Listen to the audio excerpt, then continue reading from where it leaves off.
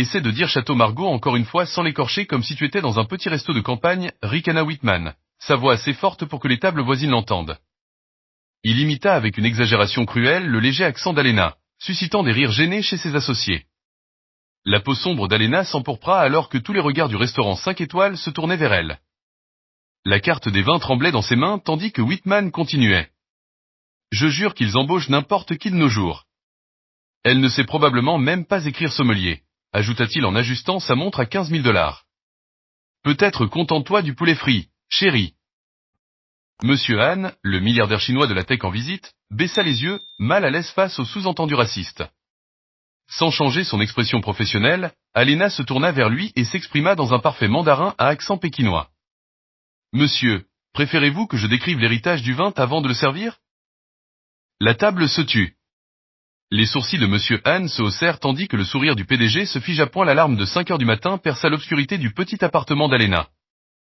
Elle l'éteignit rapidement, veillant à ne pas réveiller sa grand-mère dans la pièce voisine.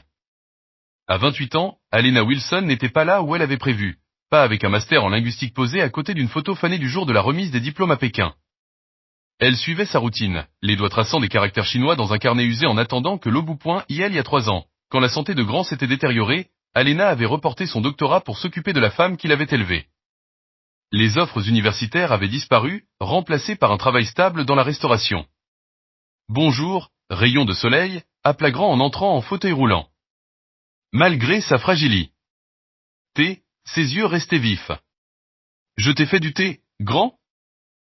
Alena versa dans une tasse ébréchée portant des symboles chinois. Tu travailles encore au service du soir? Les doigts arthritiques de Grand s'enroulèrent autour de la tasse. Alena acquiesça, glissant un journal de linguistique dans son sac.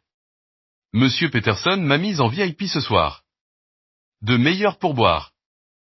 Elle ne mentionna pas les remarques désobligeantes ni le fait que les clients évitaient rarement son regard point. Tu sais ce que ma mère disait toujours, lui rappela Grand. L'éducation est un trésor que personne ne peut voler. Alena sourit, embrassa son front. Et j'ai une fortune dans ma tête, il suffit que quelqu'un la remarque. Elle redressa son uniforme de serveuse, portant le poids de 2 mondes, érudite et serveuse point l'ivory room brillait sous les lustres, les nappes blanches étendues comme de la neige fraîche, attendant les riches clients. Alena entra par l'arrière, hochant la tête à Roré, le plongeur depuis 20 ans. La cuisine bourdonnait d'énergie, chef criant, couteau hachant, poêle grésillant. Wilson, table 12-15. Délégation chinoise avec Whitman Enterprises, aboya Peterson, ses chaussures claquant sur le carrelage. Mince, inquiet, il se souciait plus de plaire aux propriétaires qu'aux clients. Ce sont des clients à 8 chiffres. Ne gâche pas ça. Oui, monsieur, répondit Alena, rangeant son manuel dans son casier. Peterson remarqua. Pas de ça. Peu importe ce que tu lis, ce n'est pas une bibliothèque. Souviens-toi, musique de fond présente mais inaperçue. De l'autre côté de la pièce, Chad, un serveur blanc avec la moitié de son expérience, recevait des consignes sur les accords mets-vins. Le sommelier t'a demandé pour la fête Thompson, dit Peterson en souriant. Ils apprécient tes connaissances. Alena se mordit la langue. La semaine dernière, elle avait corrigé la prononciation de Gewürztraminer de Chad, pour se faire dire de se limiter aux bases. Si la table de Whitman pose des questions sur le vin, amène-moi, ajouta Peterson. Et adoucis un peu ton accent du sud.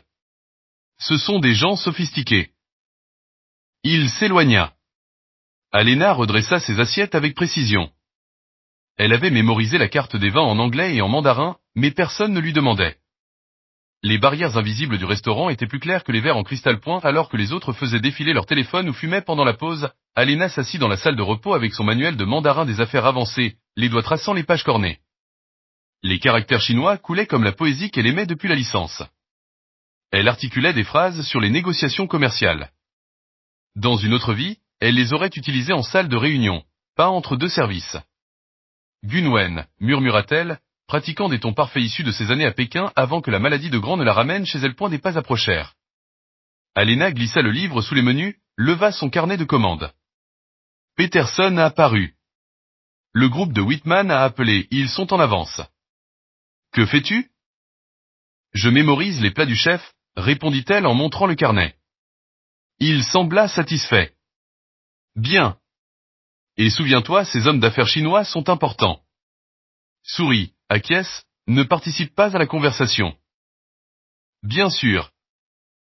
Après son départ, Alena traça un proverbe dans la marge. La pierre précieuse ne peut être polie sans friction, ni l'homme perfectionné sans épreuve. Elle rangea le livre.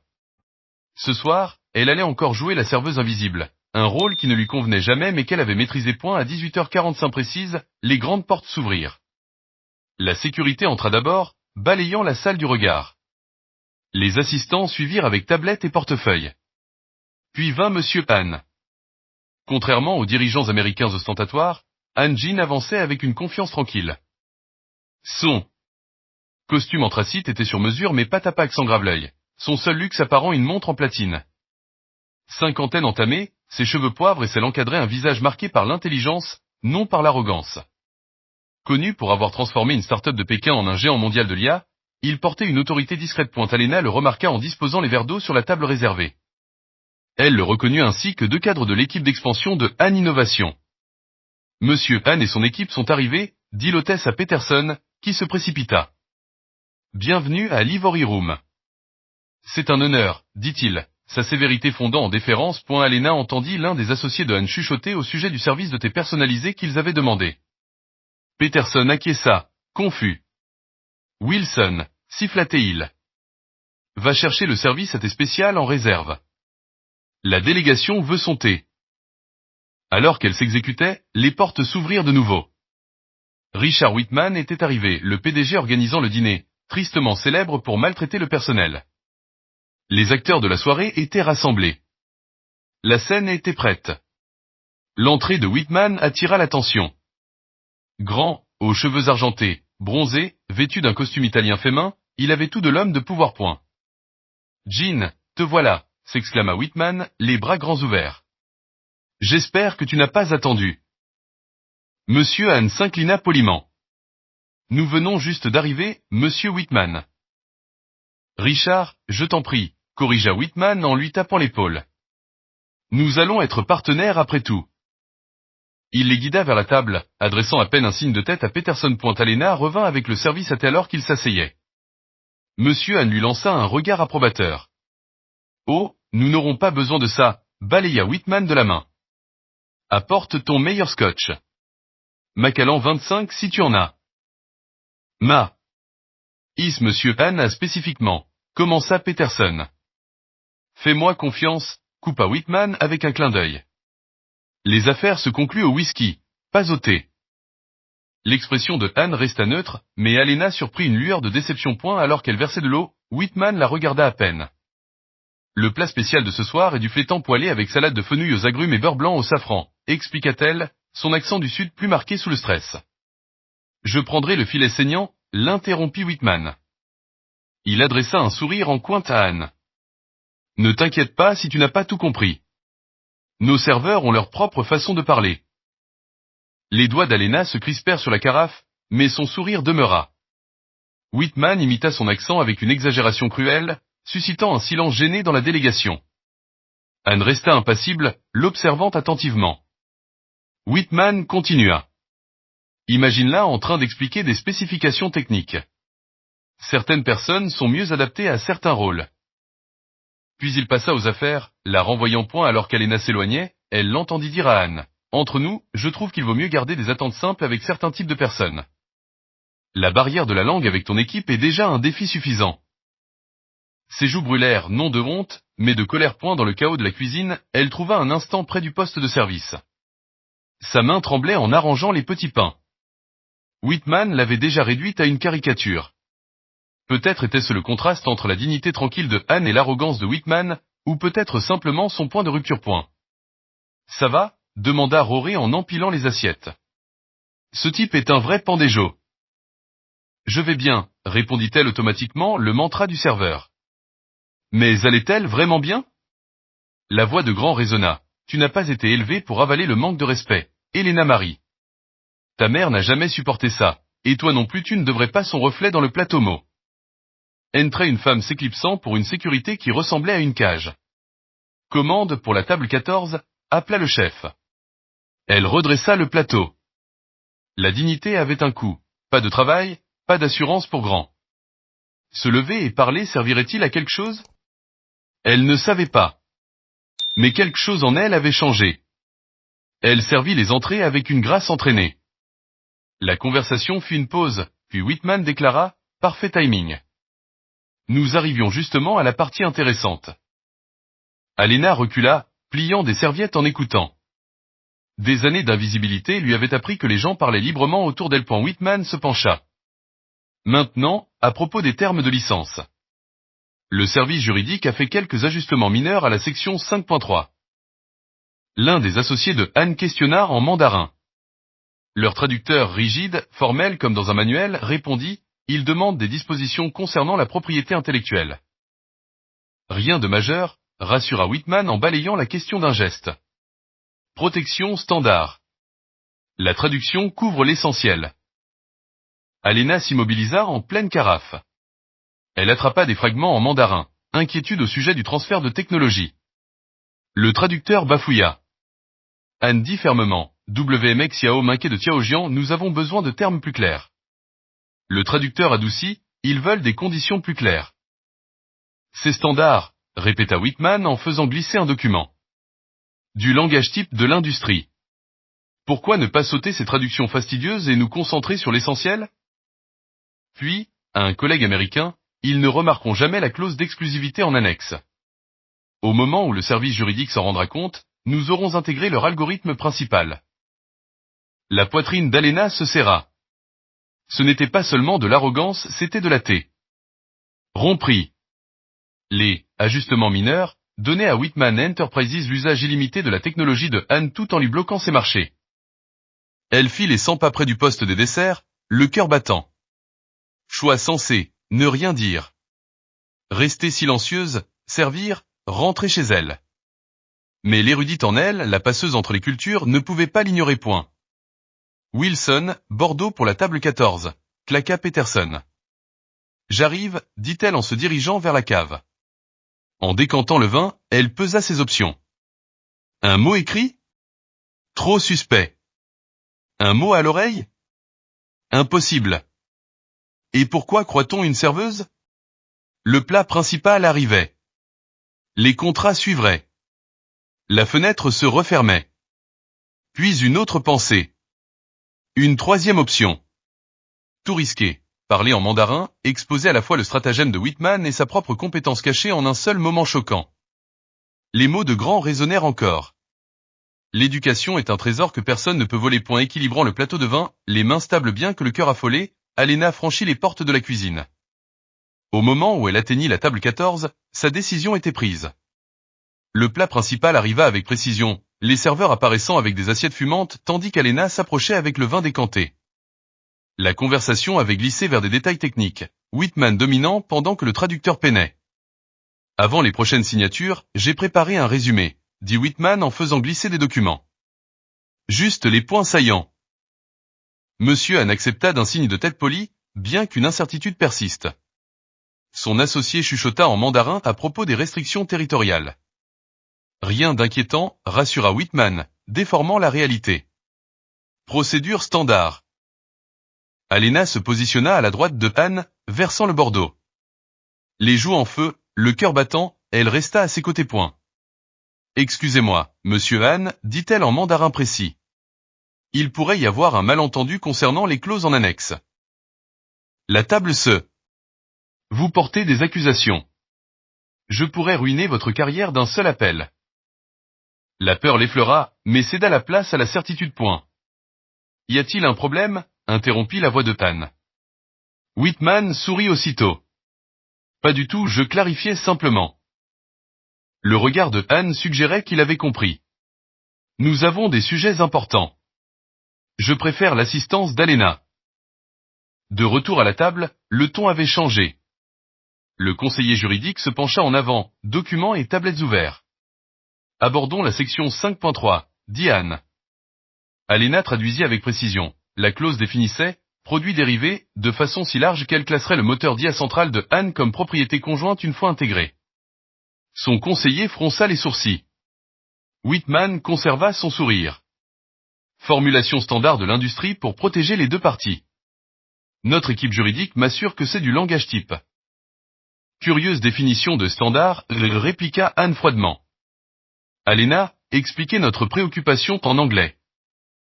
Pendant qu'elle traduisait, l'expression de Whitman se durcit. Il perdait le contrôle. Peut-être pourrions-nous trouver un compromis, dit-il en glissant une version alternative. Mais la nouvelle proposition posait autant de problèmes. La traduction exacte d'Alena accentua la tension. Monsieur Whitman, dit Anne, je commence à me demander si nous partageons la même compréhension du mot partenariat. Les jointures de Whitman blanchirent. Les affaires sont les affaires, Jean. Tout le monde cherche un avantage. Sûrement qu'en Chine, attention, prévint Anne agréablement, le regard acéré. Les stéréotypes culturels améliorent rarement les négociations. La diplomatie se délita. Le directeur financier de Anne parla rapidement en mandarin de la possibilité de se retirer. Le collègue de Whitman calculait les pertes sous la table. Le partenariat se désintégrait. Alena, consciente des courants culturels, parla doucement. « Monsieur Anne, puis-je me permettre une observation ?» Il hocha la tête. Dans les affaires américaines, les tactiques agressives sont courantes, repousser les limites est attendu. Ce n'est pas toujours un manque de respect. Anne réfléchit. Et dans la culture chinoise, la confiance et le respect précèdent les contrats. Sans l'un, l'autre a peu de valeur. Alena se tourna vers Whitman. Monsieur Anne comprend la concurrence, mais l'approche a créé des problèmes de confiance. Pour la première fois, Whitman écouta vraiment. Que suggérez-vous? Commencez par des principes partagés avant des termes spécifiques, proposa-t-elle. Une approche sage, acquiesça Anne. Whitman écarta les documents, posant un bloc-notes vierge sur la table. Repartons de zéro. Pas de clause cachée. Quels principes rendent cela précieux pour une innovation? La négociation retrouva vie, Alena en son centre. Elle relia langue et culture avec précision. Quand Anne décrivait l'architecture de l'IA en mandarin, elle la rendait en anglais technique que l'équipe de Whitman comprenait aussitôt. Quand certains termes n'avaient pas d'équivalent en mandarin, elle fournissait le contexte, garantissant la clarté. La discussion devint très technique, mais Alena ne fléchit jamais. L'équipe de Anne commença à s'adresser directement à elle, lui faisant confiance pour les nuances. Même Whitman s'exprimait désormais par son intermédiaire. Peterson, en retrait, paraissait stupéfait, la serveuse qu'il avait méprisée guidait une négociation de plusieurs millions de dollars. Au fur et à mesure que les plats étaient débarrassés, le ton s'adoucit. Anne demanda, « Votre mandarin est exceptionnel, avec des tournures pékinoises. Où avez-vous étudié ?» Université normale de Pékin, MAST. R en linguistique comparée, il y a 3 ans. Licence à Georgetown, langue chinoise et commerce international. Impressionnant, dit Anne. Comment êtes-vous arrivé ici? Alena sourit légèrement. J'avais été accepté en doctorat, pour une recherche sur le langage dans les négociations commerciales. Mais ma grand-mère a eu un AVC. Elle avait besoin de soins à plein temps. J'ai mis l'université en pause pour un travail avec assurance et horaire flexible. Anne hocha la tête, pensif. La responsabilité familiale est une valeur essentielle en Chine. Elle doit être fière. Elle me rappelle chaque jour que l'éducation est un trésor que personne ne peut voler. D'autres langues? Demanda Anne. Français et espagnol professionnellement. Un peu de japonais. Début de coréen avant. Elle fit un geste. Whitman l'étudia, recalculant. 3 ans à servir des PDG à dîner, et pourtant vous parlez plus de langues que la plupart de mon équipe. Oui, monsieur, répondit-elle calmement. Désirez-vous un dessert? Les heures passèrent. Dehors, les lumières de la ville scintillaient. 3 heures s'étaient écoulées depuis qu'Alena avait parlé mandarin pour la première fois, 3 heures qui avaient transformé la soirée. Je crois que nous avons le cadre de quelque chose de précieux, dit Anne, relisant leurs principes. Mon équipe juridique rédigera de nouveaux documents. Je retirerai les clauses problématiques, accepta Whitman. Les 2 PDG échangèrent un respect prudent point.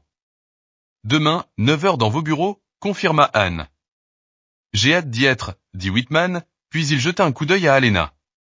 Accepteriez-vous de nous rejoindre demain pour garantir la clarté? J'allais proposer la même chose, ajouta Anne. Votre expertise est inestimable. La réalisation envahit Alena. Elle était invitée dans une salle de conseil, non pas pour servir le café, mais pour façonner un accord international. Ce serait un honneur, dit-elle, conservant sa main. Dans la vie, cela coûte davantage. Les mots semblaient lourds, mais sincères point ce soir-là. Alena retourna à l'Ivory Room non pas comme serveuse, mais comme cliente.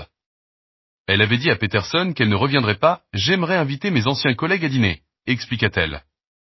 Traverser la salle en cliente semblait irréel. Rory l'aperçut le premier. « Alena ? Que fais-tu ici ?» Bientôt, ses collègues l'entourèrent, chuchotant avec curiosité. Peterson s'approcha, assagit. « Mademoiselle Wilson, je ne m'y attendais pas, je voulais dire au revoir correctement et remercier tout le monde, » répondit-elle. Quand le restaurant ferma, le personnel se réunit, partageant les plats qu'il servait d'ordinaire. Alena raconta son histoire. « Tu nous quittes vraiment pour un poste en entreprise ?» demanda Chad. « Pas n'importe quel poste, » corrigea Maria. « Elle va devenir directrice. » Les félicitations fusèrent. Rory leva son verre. À Alena, qui nous a rappelé de ne jamais juger un livre à sa couverture. Un mois plus tard, Alena se tenait devant la fenêtre de son nouveau bureau. Ses diplômes étaient accrochés fièrement, un plan de jade offert par Monsieur Anne se trouvait près de son ordinateur, et une photo de sa grand-mère reposait dans un cadre en argent. Son premier salaire avait couvert les frais médicaux et permis un déménagement dans un appartement accessible. Des soins à temps partiel donnaient de l'indépendance à sa grand-mère, tandis qu'Alena travaillait. Son téléphone vibra, session de mentorat, 18 heures. 3 diplômés oubliés l'attendaient en bas dans le cadre de son nouveau rôle d'ouverture de porte au talent caché. Elle pensa à la nuit qui avait tout changé. Un seul acte de courage avait débloqué l'avenir qu'elle croyait perdu. Au sommet trimestriel du leadership, Anne et Whitman l'accueillirent chaleureusement. Le partenariat de leurs entreprises prospérait grâce à son cadre d'intégration culturelle. Anne demanda des nouvelles de sa grand-mère. Bien mieux, merci, sourit Alena. Whitman ajouta, votre cadre a augmenté l'efficacité de 30%. Travail impressionnant. Plus tard, un jeune serveur s'approcha avec des boissons.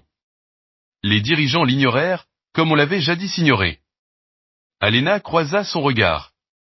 Merci. J'apprécie votre souci du détail. Son sourire surpris reflétait son propre passé. En clôture du sommet, elle prit la parole. Le talent parle toutes les langues. Les dirigeants sages écoutent. Les atouts les plus précieux se cachent souvent à la vue de tout, non pas parce qu'ils veulent être invisibles, mais parce que les autres ne savent pas les voir. Si cette histoire résonne en vous, souvenez-vous, chacun possède des talents cachés qui attendent d'être reconnus. Qui pourriez-vous être en train de sous-estimer et qui pourrait être en train de vous sous-estimer ?